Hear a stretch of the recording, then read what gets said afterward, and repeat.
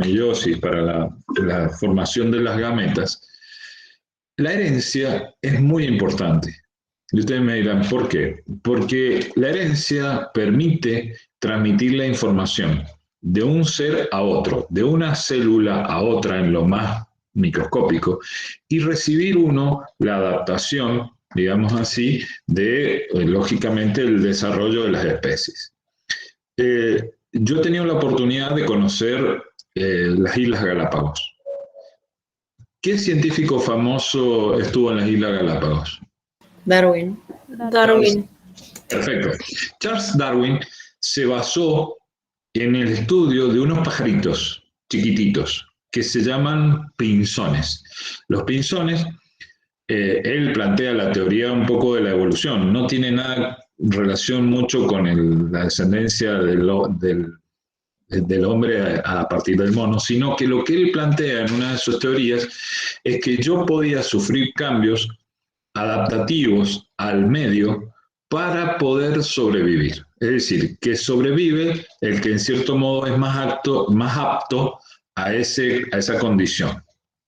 Así, en las Islas Galápagos, y uno ve los pajaritos, se llaman pinzones, los pajaritos se adaptan de acuerdo a la isla que vivían y al medio en el que se encontraban. Algunos se transformaban en más insectívoros, otros granívoros, otros para vivir en manglares. Es decir, que el pájaro adaptaba la situación, su evolución, es decir, que sobrevivía el que era más apto a esa zona, y eso transmitía la información. ¿Esto es importante? Sí, es muy importante porque es lo que permite la adaptación, pero también es importante desde el punto de vista médico. ¿Por qué? Porque nosotros los cardiólogos decimos, bueno, de padres hipertensos es probable que tengamos hijos hipertensos, y de padres que han tenido enfermedad coronaria o infarto de miocardio, es más probable que los hijos tengan una predisposición familiar para tener, ¿sí?, infarto de miocardio. Así también enfermedades del tipo de dislipidemia, o hablamos de otras alteraciones como, bueno, a lo mejor en alguna de las familias de ustedes hay un chico que es Down, y eso habla de una alteración cromosómica. Entonces, fíjense cómo la evolución de la medicina va hacia la modulación de los genes. Hoy lo que se está intentando es tratar de cambiar los genes para curar enfermedades o modularlos. ¿Qué sería modularlos? Hacer que se exprese un gen más y que logremos un beneficio, o que, digamos, lo podemos como silenciar a ese gen y hacer que no se exprese. Bueno, ahora vamos a ir de lleno a la charla, ¿sí? A ver si les puedo compartir. Siempre me confundo si es una ventana o una pestaña, pero acá está. Bien.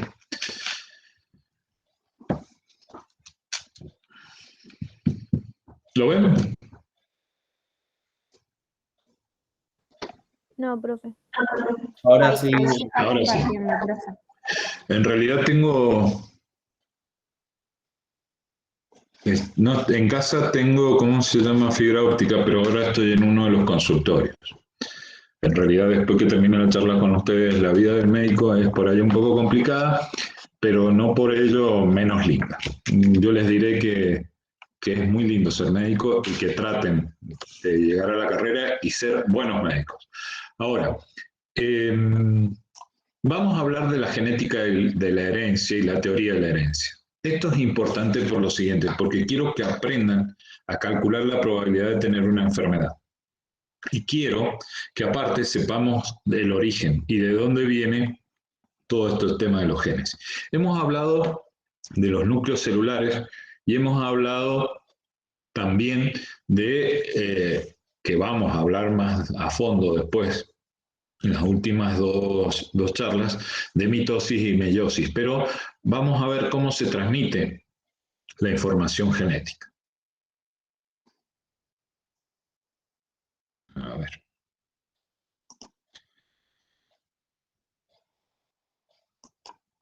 Mi computadora, creo que porque hoy es viernes, no tiene muchas ganas de trabajar, pero bueno. Muy bien. ¿Ven ahí? Perfecto. La genética en realidad es la ciencia que estudia todo esto de los genes. Y en realidad ya vamos a ver cómo esto se fue desarrollando, y si lo leen en Curtis sale muy bien la historia, que no es necesario que se la sepan, pero por ahí pueden ver cómo los distintos científicos fueron desarrollando, ¿sí?, la teoría. Imagínense que todo esto, a simple vista, ver una célula es imposible de determinar cómo se transmite la información genética. Y si yo miro la foto, ese esquema en realidad, que es un dibujo, lo que estamos viendo, esas pelotitas serían átomos, que son invisibles a simple vista. La tecnología ha permitido ver estructuras atómicas, pero en épocas donde esto se desarrolló generalmente fue mucho más difícil. Hay que tener en cuenta que los progenitores desde hace millones de años y nuestros antepasados, humanos, humanoides y todas las demás variantes que hemos tenido hasta ser Homo sapiens, han transmitido la información, es decir, los progenitores han transmitido la información a sus hijos. Esas instrucciones son las que hacen, ustedes imagínense, la unión entre un espermatozoide que tiene la mitad de los cromosomas y un óvulo que tiene la otra mitad de los cromosomas, permite que se forme un nuevo ser, y ese nuevo ser que se forma puede desarrollar, digamos así, un ser completo, y tan completo como son ustedes. Es decir, que yo voy a tener un desarrollo de tal forma que voy a lograr un nuevo ser. Ahora bien, esas instrucciones que le permiten desarrollarse y transformarse en seres parecidos a sus padres, lo hace a través de estos genes. Y esos genes lo que han hecho, como pasó con Charles Darwin, él estudiando los pinzones, han hecho que hoy seamos los seres humanos que somos, con capacidades pensantes y con capacidad de desarrollar tecnología. Tal es así que toda esta información que compartimos, por un lado, a través de la computadora, es gracias a esa evolución que han tenido los seres humanos a través de los millones de años. 1 millón de años para los humanos y millones de años para los distintos seres que han estado en el planeta. Esto es importante porque esta palabra, que son los genes, es la información que permite codificar las distintas instrucciones y las distintas proteínas para desarrollar seres parecidos a los padres, que es lo que ustedes son. Ahora, en el siglo XVIII, estamos hablando de 1700, y en esta abadía, ¿sí?, este señor Mendel empezaron a estudiar cómo se transmitía esto, porque Mendel hizo varios estudios, era un monje, pero lo que quería él, lógicamente, era explicar por qué el padre le transmitía la información o, digamos, el parecido a un hijo. Gregor Mendel, como les dije yo, fue el monje. Esta es la abadía, esto existe, y este lugar donde está la rejita acá es donde él plantaba, ¿sí?, donde él plantaba, digamos así, las plantas para obtener, digamos así, la información y el estudio detallado. Piensen que esto él tenía tiempo. Lógico que por ahí uno a veces que vive a tanta velocidad tendría que dedicar tiempo, pero él no solo tuvo tiempo, tuvo, digamos, la mente para pensar y tratar de explicar lo que no entendía. Y esto es lo que ustedes pueden hacer en un futuro distinto. Cuando ustedes sean médicos y encuentren cosas que no entienden, Mendel y él demostró que las características heredadas se centraban en unidades transmitidas de generación en generación. Esas unidades, él las llamó elementos, pero hoy se denominan genes. De todos modos, este trabajo que él hizo, imagínense, él criaba estas plantitas y les tomaba las semillas y les miraba las características y las iba anotando y volvía a hacer experimentos cultivando. Este jardín, que en realidad está ahí justo con esta valla, es donde él sembraba las arvejas, digamos así, o guisante. Mendel eligió el guisante este es el tipo de planta, Pisum sativum, y lo sometió a una hipótesis muy específica. ¿Qué sería esto? Es yo propongo algo y trato de ir a corroborarlo. Es así como hoy, a través del método científico, uno estudia las características hereditarias. ¿Y qué empezó a hacer? Unió, por ejemplo, una arveja verde con una amarilla y vio cómo seguía, cuál era la primera, digamos, progenie de esa unión, la segunda y las subsiguientes, con todos los descendientes, y analizó los resultados matemáticamente.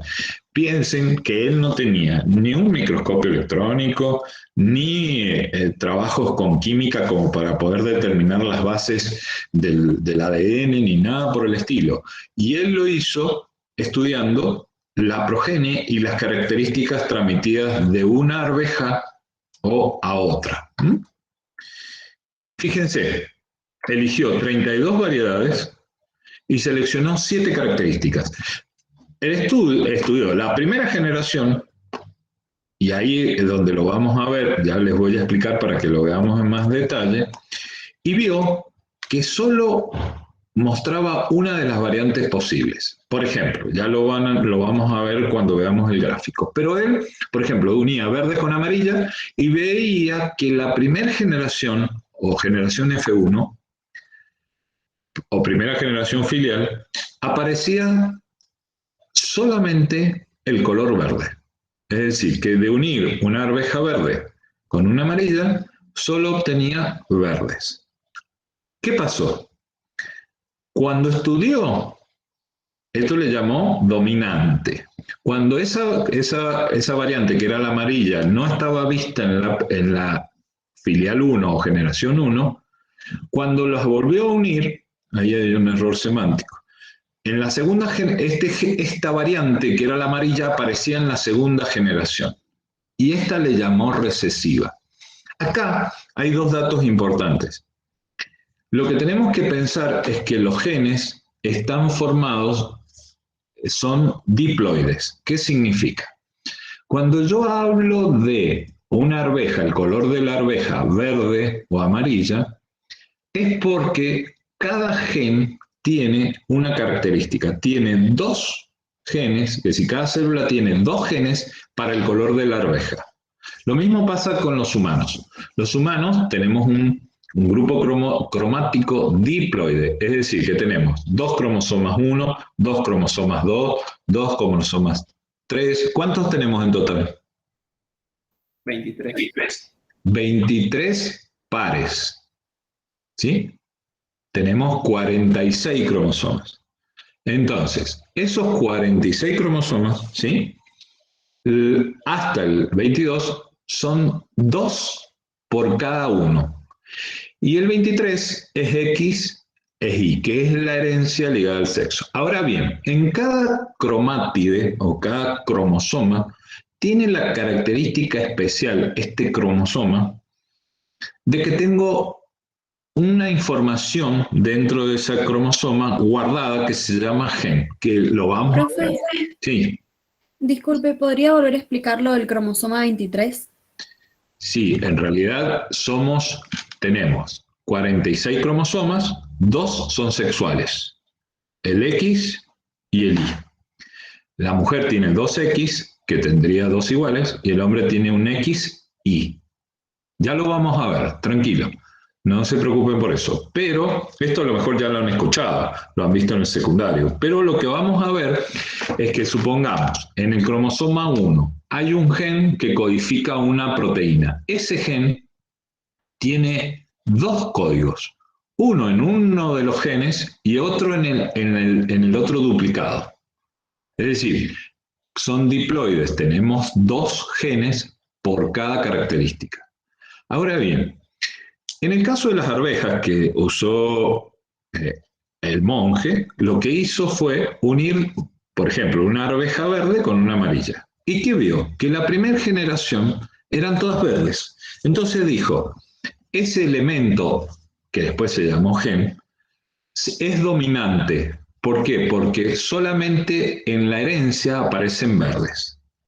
Cuando hizo otra generación de, digamos, de cruzamiento de semillas, lo que vio es que en la F2, es decir, en la generación filial 2, aparecía el color amarillo de vuelta. Y esto lo llamó recesivo. Ejemplo, hay enfermedades, que ya lo van a ver, que tienen genes dominantes que siempre están y genes recesivos. Tranquilo por eso, porque eso ya lo vamos a ver.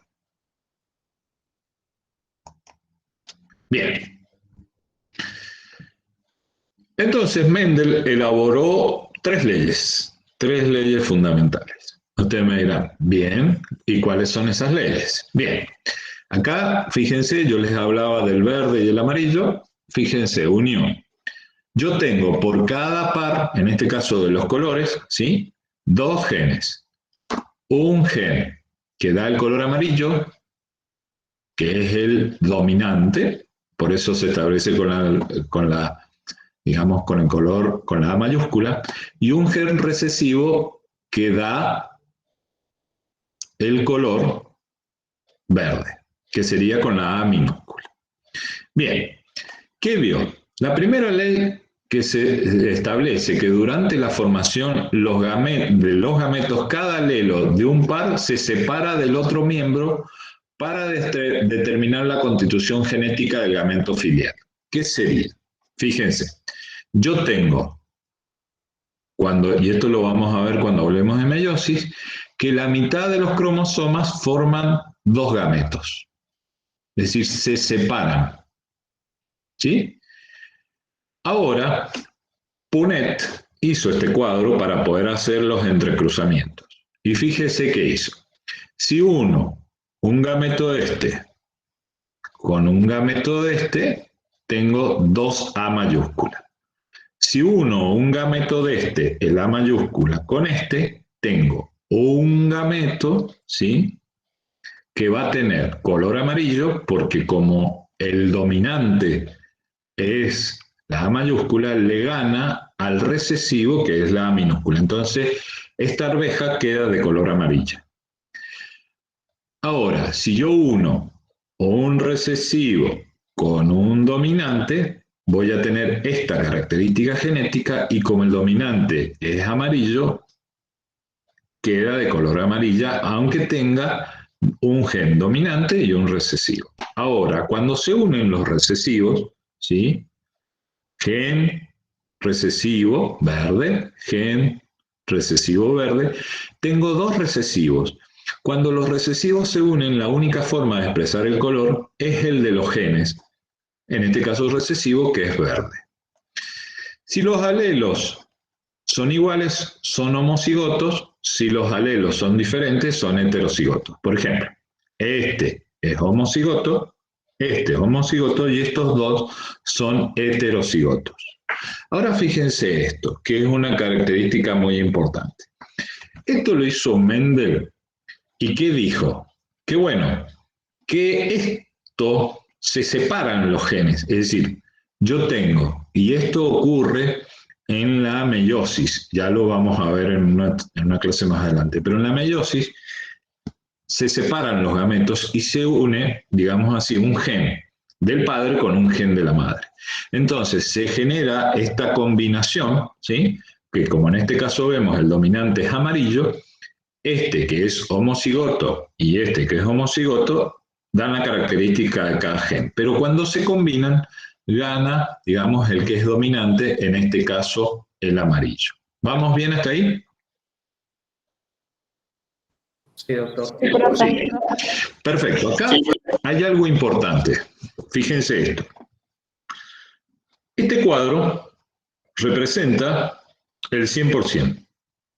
La posibilidad de que se exprese un recesivo en un gen, digamos así, no de transmisión por el gen sexual, que es el XLY, sino en este tipo de gen. ¿Cuál es la posibilidad de que aparezcan las características del gen recesivo? 25%. 25%. 25. Esto es o un cuarto, perfecto. Es decir, que de cada 4 de descendencia, la posibilidad es que yo tenga un 1 en el cual el recesivo se exprese. Bien, ¿y cuál es la posibilidad de que se exprese el dominante? 25%. El 75. 75, fíjense, esto se expresa el dominante. Ahora yo les transmito esta información. Existe una enfermedad que se llama poliquistosis renal. La poliquistosis renal es una enfermedad que produce trastorno de los túbulos renales y producen quistes renales con riñones que llegan a ser de un tamaño de hasta 25, 30 centímetros llenos de quiste. Es un gen autosómico dominante. Bien, ahora bien, ¿qué posibilidades de un padre que tiene la poliquistosis, así, digamos así, transmita a sus hijos la enfermedad? Si es dominante. De cada, tiene, vamos a decir, una, digamos, un gen, digamos, no así, sino que vamos a tener, el padre tiene 2 dominantes. ¿Entienden? 75%. 75. No depende también de la madre. Pero la madre no tiene ninguno. 75%. Puede ser un 50, profe. Ah, acá viene el tema. El padre tiene los 2 genes y transmite 1, ¿sí? Y la madre tiene los 2 genes sanos y transmite los 2 sanos. La posibilidad que sería que el padre va a transmitir un enfermo, es decir, 2 genes enfermos. Entonces, si los 2 genes son enfermos, ¿sí? Del padre, los 2 genes son enfermos, yo voy a tener, la madre los tiene los 2 sanos, pero el padre los tiene a los 2 enfermos. Entonces la probabilidad es del 75%. Volvamos de vuelta al principio. Pero, profe, Yo tengo. Sí, la cruza no da todos heterocigotas. no, da, lógicamente, da todos heterocigotas. ¿Y todos entonces cómo serían? Todos enfermos. Y por eso sería un 100. Un 100. Ahí me gusta, porque estábamos hablando del 75, pero no. Es 100. ¿Por qué? Porque yo tengo un gen A y un gen A. Y tengo 2 A minúsculas acá. Cuando se crucen, ¿yo qué voy a tener? Siempre el padre va a aportar un enfermo. Un gen enfermo, porque tiene los 2 enfermos. Ahora, vamos a ver otro ejercicio después, pero en ese caso sería el 100.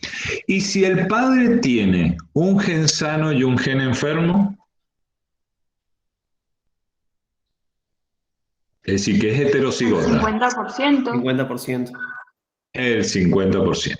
Esto les digo porque ocurre que es muchas veces estas enfermedades, por ejemplo, la poliquistosis ovárica, que es dominante, se transmite de padres a hijos y dentro de una misma familia hay algunos que tienen la enfermedad y otros no.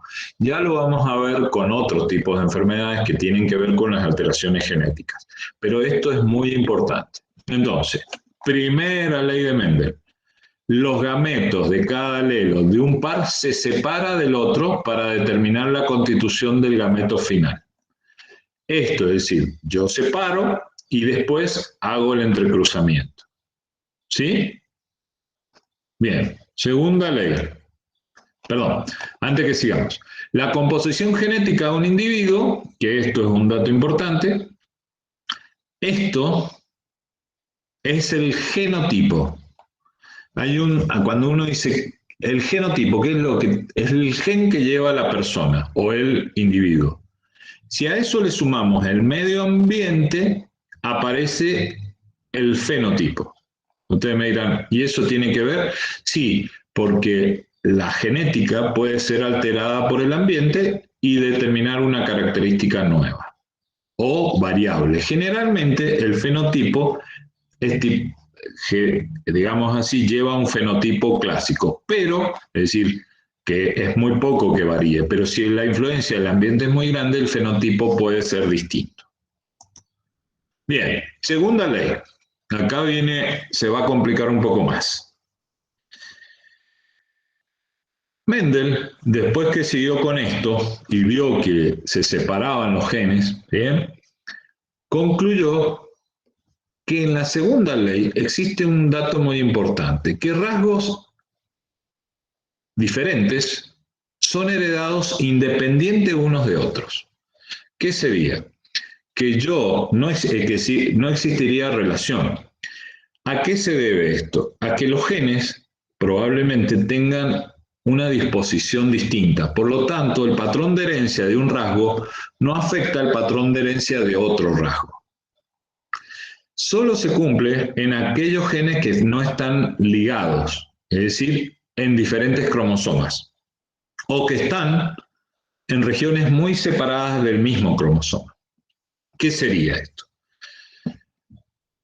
Imagínense, una semilla redonda, lisa, y una semilla verde rugosa.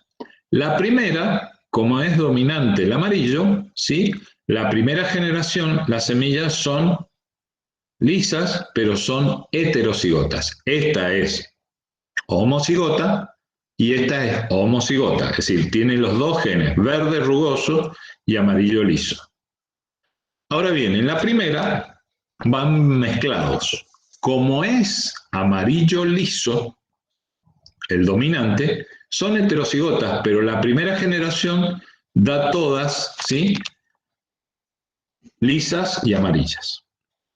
En la segunda generación empiezan a realizarse combinaciones. Y aquí en las combinaciones estamos viendo las lisas, ¿sí?, algunas verdes lisas, algunas amarillas rugosas y una solita rugosa verde. Esto sigue digamos así, una proporción ya descripta. Si uno cuenta, tengo 9 amarillas lisas, 3 lisas verdes, 3 amarillas rugosas y una. Es siempre la misma proporción, porque son dos genes en combinación. Fíjense, en realidad esto, acá está, que también tiene en relación con la segunda ley, pero fíjense que yo puedo hacer acá la combinación múltiple. Esto no quiero que se lo aprendan, pero fíjense que es lo mismo que yo tenía recién ahí. Lisas amarillas, porque el gen, lógicamente, es el A, es el dominante, y el B, el liso, es dominante. En la segunda generación lo que aparecen es, fíjense, rugoso, es B minúscula, ¿sí?, que tienen que unirse dos recesivos para poder transmitir esa característica. Y en este caso de las verdes, fíjense, el color verde era recesivo también. Entonces, fíjense, me va a dar 3 lisas verdes, y en este caso se unieron los dos recesivos y los dos recesivos y me dio una verde rugosa. La tercera de las leyes es el principio de la transmisión de los caracteres independientes. Mendel concluyó que los alelos de un gen se transmiten independiente de los alelos de otro gen. Es decir, diferentes rasgos son heredados independientes uno de los otros y no existe relación con eso.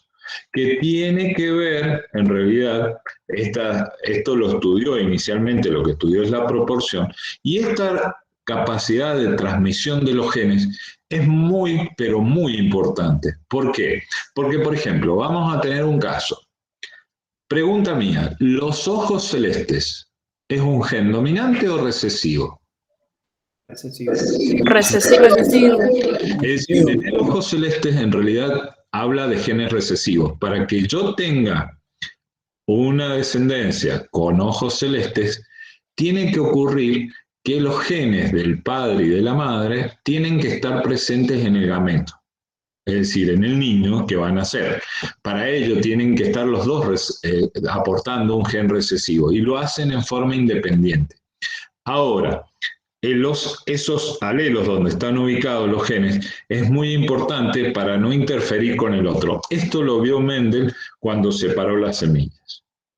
Y entonces fíjense, primera generación, vamos a hacer lo mismo. Pero este es el cuadrito que vimos anterior, pero bueno, es mucho más grande. Fíjense, esta es la misma proporción. Primera generación dan lisos y amarillos. Y en la segunda generación, al combinar, aparecen las distintas combinaciones y en esas combinaciones aparecen los rugosos y aparecen los verdes, que son, digamos así, con caracteres de ambos abuelos, amarillo rugoso y verde liso, o rugoso y rugoso amarillo o rugoso verde. Esto es lo que suele ocurrir a veces cuando hay abuelos de ojos claros y después aparece un nieto de ojos claros. Cuando los padres no parecen tener ojos claros, pero independientemente tienen un gen recesivo que apareció en uno de los hijos posteriormente al unirse los dos recesivos de ojos claros. Porque a veces la gente dice, ¿cómo? ¿Tiene ojos claros? ¿De dónde salió ese ojo claro? No, aparece porque a lo mejor los padres tenían los genes recesivos guardados, digamos así, no expresados fenotípicamente, sino el gen lo tenían, es decir, en la parte genotípica, tenían el gen guardado y se expresa en la siguiente generación. ¿Entienden? Bien. Acá, dentro de lo que vamos a ver, existe, ¿sí? Todos los cromosomas son diploides, eso lo sabemos, excepto un grupo. De los 23 cromosomas tenemos 2,1, 2,2, 2,3, ¿sí? Perfecto. Hasta que llegamos a los cromosomas, digamos así, ligados al sexo. Y esto es muy importante, ¿sí? Porque existen enfermedades que están ligadas al sexo. ¿Conocen ustedes alguna? No, a lo mejor no. La calvicie puede ser. No. La enfermedad de Los Klinefelter. daltónicos. La gente daltónica. Creo que, no sé si va ligada al sexo, pero la más famosa es la hemofilia. La enfermedad de Klinefelter puede ser. La Klinefelter es un trastorno, es un mosaico, sí, va a tener alteraciones de los genes, sí. Pero hay una enfermedad que ¿ustedes se acuerdan de los zares rusos? De los zares. Ahora Rusia está gobernada por Putin. Antes de la Primera Guerra Mundial existían reyes y uno de los monarcas era los Romanov. Los Romanov, en la historia de Rusia, el emperador, que era el rey, digamos, para que ustedes lo entiendan, el rey Romanov estaba casado con una mujer y en todos los emperadores y reyes de Europa antes de la Primera Guerra Mundial eran medios parientes.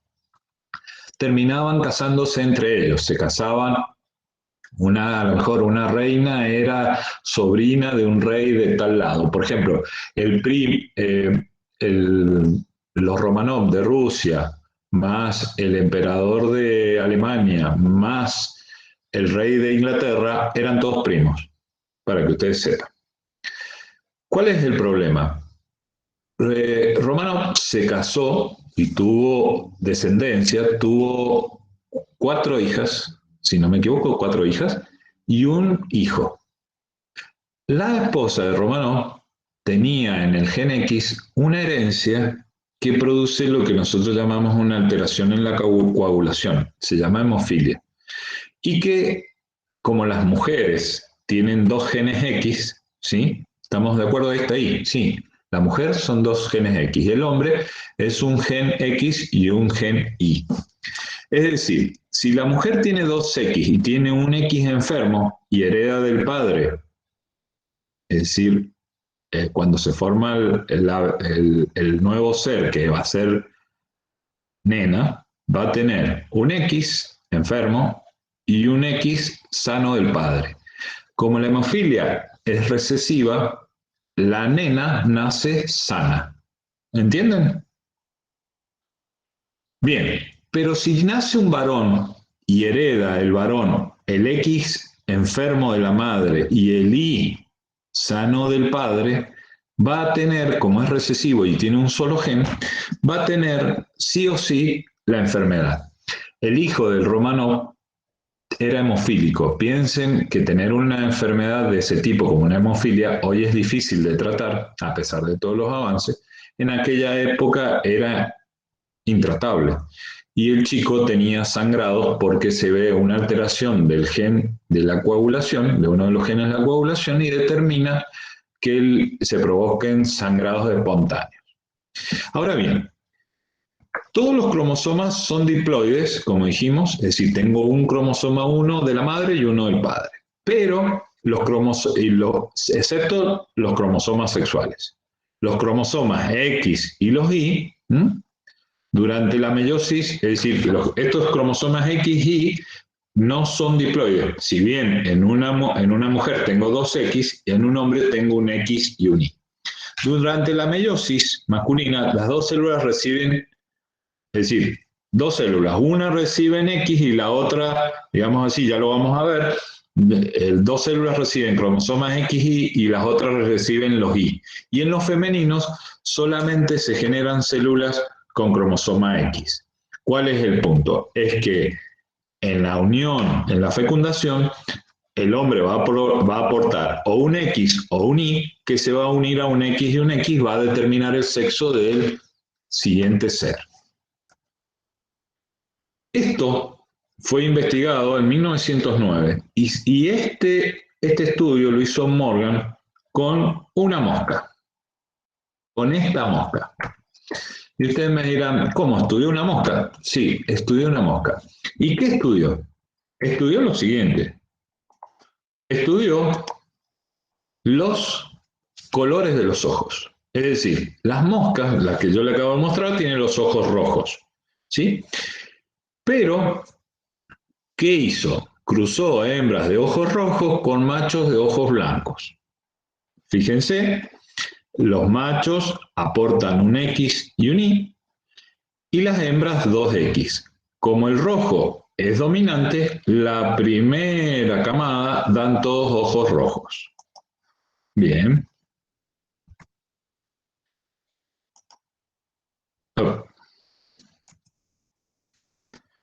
Bien. Ahora, ¿qué pasa?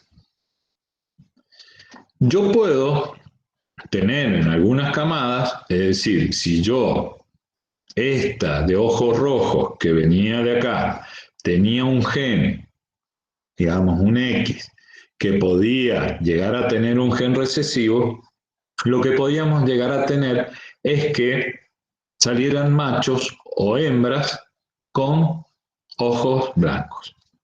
Ya lo vamos a ver ahora. Bien. ¿Y cómo es esto? Fíjense. La hembra tiene dos genes, ¿sí?, de ojos rojos dominantes. Y como esta característica de los ojos se transmite a través del cromosoma X, fíjense, tengo dos dominantes, ¿sí?, en este caso de la hembra con ojos rojos. Cuando se cruzan, ¿sí?, el recesivo que le aporta el macho lo aporta acá. Cuando se cruzan tengo un gen dominante rojo con un recesivo, es decir, que gana el rojo. Un macho con el dominante rojo y el Y, que no interfiere. Una hembra con el gen dominante rojo y recesivo que no interfiere, tiene ojos rojos. Y en este caso, un caso en el cual tengo ojo rojo, el X aportado por la madre dominante y el Y que no tiene ningún factor, como están ligados al cromosoma sexual. Fíjense, si yo en el posterior tomo uno de estos, una de las hembras, ¿sí?, y la cruzo, la hembra tiene un gen dominante y un recesivo. Cuando se unen los recesivos, o en este caso que tiene un macho y va solo ligado al gen recesivo, Este color de la mosca permitió determinar que existían genes que no se expresaban en la primer camada, que aparecían en la segunda y volvían a mostrar ojos rojos en algunos y ojos blancos en otros. Esto es importante. ¿Qué es el dato diferente con los otros cromosomas, que son los diploides? El dato importante en esto es que el gen va a tener relación con el X. Y el X, como yo les decía a ustedes con el tema de la hemofilia, tiene la característica que cuando esté solo el X, si está enfermo, va a aparecer la enfermedad. En la familia de los Romanov, que eran el zar ruso, después, bueno, cambió al comunismo Rusia, pero el zar ruso tenía todas las hijas, y entre ellas hay una que es muy famosa que creían que había sobrevivido, que es Anastasia, ¿sí? Todas las hijas eran sanas, y el hijo, como ese gen se transmite a través del cromosoma sexual, el hijo más chico, que era el único hijo varón de la descendencia, estaba enfermo porque tenía el gen alterado que le daba la hemofilia. Fíjense que las mujeres, como en este caso, salvo que se unan los dos genes recesivos, ninguna va a tener la expresión, en este caso de las moscas, de los ojos blancos. Todas van a tener ojos rojos. Quiere decir que si el gen dominante, el gen recesivo es el enfermo, nunca van a tener la enfermedad las mujeres.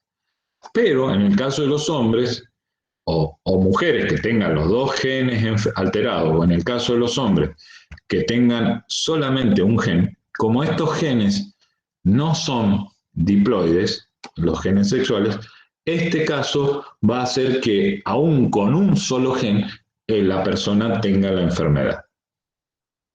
¿Más o menos? ¿Les ha quedado? Volvemos después. Si quieren, terminamos y hacemos las preguntas y volvemos a repasar. Tenemos tiempo. Bien. Esto es lo mismo que les decía yo recién. Bien. Ese cuadro que yo les dibujé al principio es una herramienta importante, aunque no es la ideal cuando hay problemas de genética. Generalmente ese cuadro, el cuadro de Punnett, es el cuadrito que yo les dibujé donde uno entrecruza y puede en el entrecruzamiento poder determinar las distintas probabilidades de los genes. En el caso, cuando son dos variables, la proporción es 9:3:1. Pero en el caso del que vimos de un solo gen dominante recesivo, es eso que habíamos dicho del 75 amarilla y el 25 verde. Y ahí uno puede empezar a jugar con la probabilidad de tener o no la enfermedad si es recesivo o es dominante. Esa probabilidad es la medida matemática que es muy importante para tener en cuenta cuando uno va a tener, en caso, o va a hacer una recomendación a una familia de tener un hijo con problemas. Yo puedo, en este caso, no estamos hablando de enfermedades como, por ejemplo, trisomía 21, que es el caso del síndrome de Down, o otras enfermedades en las cuales hay más de un gen. Es decir, fuera de los 46, un chico Down tiene una trisomía 21, es decir, que tiene 3 genes 21.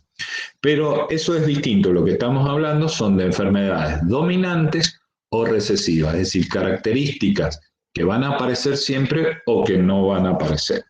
Esto es para que ustedes lo aprendan.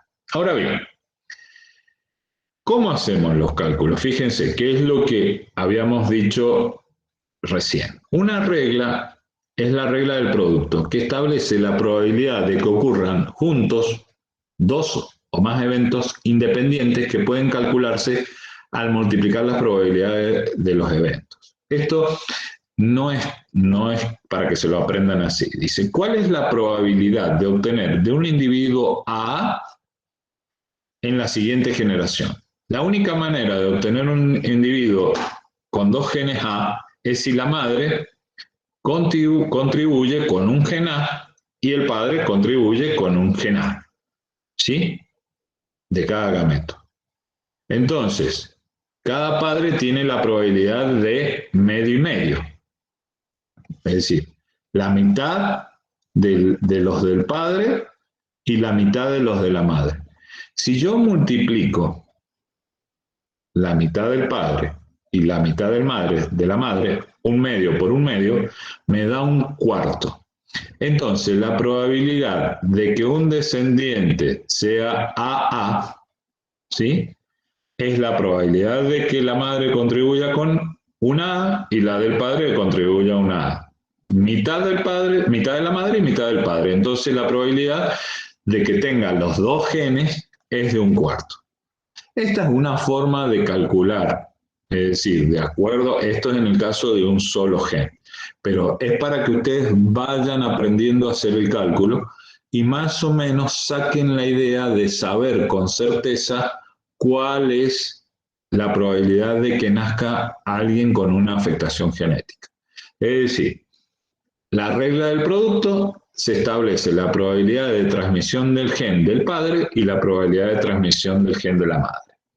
Entonces, fíjense, ¿qué probabilidad tendría yo, ¿sí?, de tener, digamos así, una enfermedad con el gen AA minúscula? La mitad de la madre y la mitad del padre. En este caso, si yo supongamos que lo decíamos recién, volvamos otra vez sobre lo de recién, que la madre tenga 2A, ¿sí? ¿Cuál es la probabilidad de transmisión? ¿Media o una? 1, ¿no es cierto? Sí. Sí. Y si el padre tiene la probabilidad de 50%, es decir, de medio, 1 por medio, ¿cuánto es? La mitad. La mitad. Entonces el cálculo es más fácil. Es decir, fíjense, si la madre tiene la probabilidad de transmitir todas las veces, es 1. Y el padre tiene la probabilidad de transmitir la mitad de las veces, es medio. Entonces, 1 por medio es un medio. Es decir, el 50% de la descendencia va a tener la enfermedad. En este caso, por ejemplo, si el gen es dominante, como en este caso, vamos a poner que la enfermedad es la A mayúscula. ¿Qué probabilidad tiene, digámoslo, de tener, en este caso, la enfermedad, la descendencia? Si el A es el dominante y es la enfermedad. 1/3. No. El A es el dominante, fíjense. 75% sería, ¿no? 3 cuartos. 3 cuartos. 75%.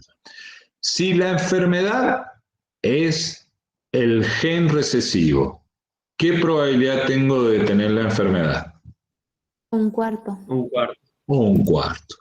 Esto es así, es muy importante que ustedes calculen y sepan la probabilidad. Son muy pocas las probabilidades, pero a muchas personas se les arma lío, y esto es muy importante cuando ustedes tengan una pareja que a lo mejor le descubrimos una enfermedad y descubrimos una enfermedad en uno de los hijos y quiere tener otro hijo.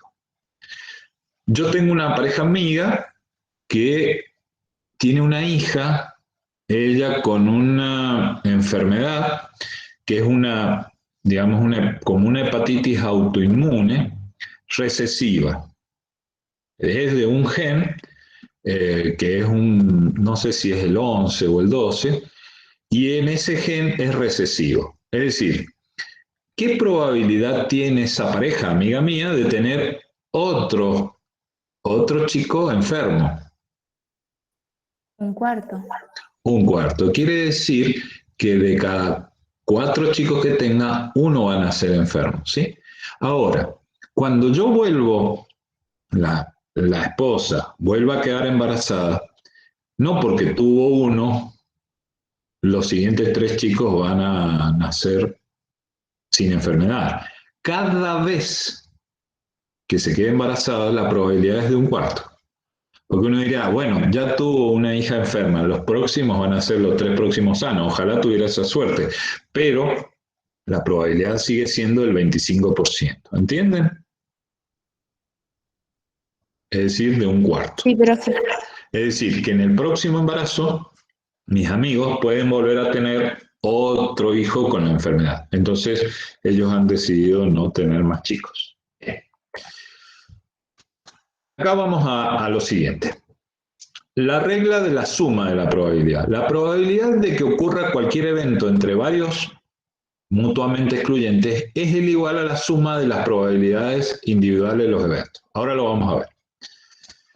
Bien, vamos a usar la regla de la suma para predecir la fracción de descendencia de un cruzamiento, que tendrá el fenotipo dominante. Esto es lo que acabamos de hacer recién. ¿Por qué es 75? En este cruzamiento, dice, hay 3 eventos que pueden llevar al fenotipo dominante. ¿Sí? Fíjense, se juntan 2 gametos A, se junta un gameto del padre A o de la madre A y un recesivo, que sería el A minúscula. Y por último, un gameto de la madre que se junta con un gameto del padre. Pero fíjense, si bien acá no está muy claro, lo que tenemos es esto. 2 dominantes, es decir, estos serían homocigotos, un heterocigoto con un dominante y un recesivo, un dominante y un recesivo y 2 recesivos. Si yo digo que el dominante es, digámoslo así, el dominante es la enfermedad, la probabilidad es 1/4 para los 2 dominantes, 1/4 para el dominante recesivo y 1/4 para el dominante recesivo. Por lo tanto, yo sumo los cuartos y doy 3/4. ¿Qué es lo que acabamos de decir recién? Que es 75%. Es decir, de cada 4, 3 van a tener el gen dominante que va a generar la enfermedad. Si la enfermedad es el recesivo, solamente tengo 1/4. ¿Más o menos se ubican? Sí, profe. Cuesta un poquito. Bueno, preguntas. Vamos otra vez y volvemos sobre lo anterior. No hay problema.